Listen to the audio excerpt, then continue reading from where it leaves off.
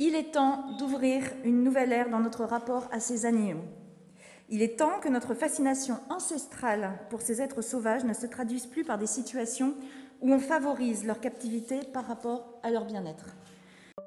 La ministre de la Transition écologique, Barbara Pompili, vient d'annoncer la fin progressive des présentations d'animaux sauvages dans les cirques itinérants, et celle des orques et dauphins dans les delphinariums. Mais la question est de savoir ce qu'ils vont devenir. Environ 500 fauves sont actuellement détenus par les cirques français, auxquels il faut ajouter 6 éléphants, 2 hippopotames, des zèbres ou encore des autruches. On trouve par ailleurs 4 orques, et une vingtaine de dauphins dans les delphinariums.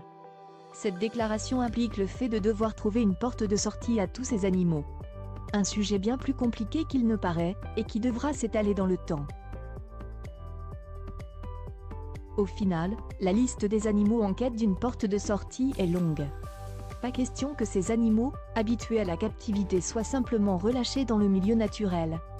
Ils n'y survivraient pas. Il faut trouver des solutions au cas par cas.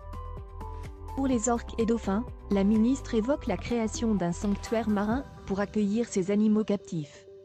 Cette solution existe déjà en Australie, un autre est en construction en Amérique du Nord, et un autre en Europe centrale. Ce sont des zones délimitées, souvent à proximité des côtes, où ces animaux peuvent évoluer dans de beaucoup plus grands espaces, proches de leur habitat naturel, tout en restant soignés et surveillés en cas de besoin. Ils évolueront enfin à leur guise, en n'ayant plus de liberté pour choisir leurs groupes sociaux. Cette transition prendra du temps, estimé de 4 à 10 ans. La transition pourrait être plus longue encore pour les animaux des cirques. Plus complexe, parce qu'ils sont plus nombreux. Parmi les pistes évoquées, celle de répartir certains de ces animaux dans les parcs zoologiques semble limitée. D'une part, parce que certains parcs ont pour objectif de n'accueillir et de ne conserver que les espèces les plus génétiquement proches de l'état sauvage. Et d'autre part, il y a le manque de place. Il en est de même pour les refuges et sanctuaires pour animaux sauvages. Ils sont trop peu nombreux, et bien pleins. On y envoie déjà régulièrement des animaux sauvages saisis par les autorités pour des absences d'autorisation de détention, des mauvaises conditions de détention, ou encore des mauvais traitements.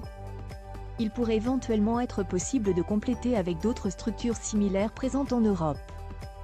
Mais il faudra certainement encore du temps pour placer des centaines d'animaux sauvages.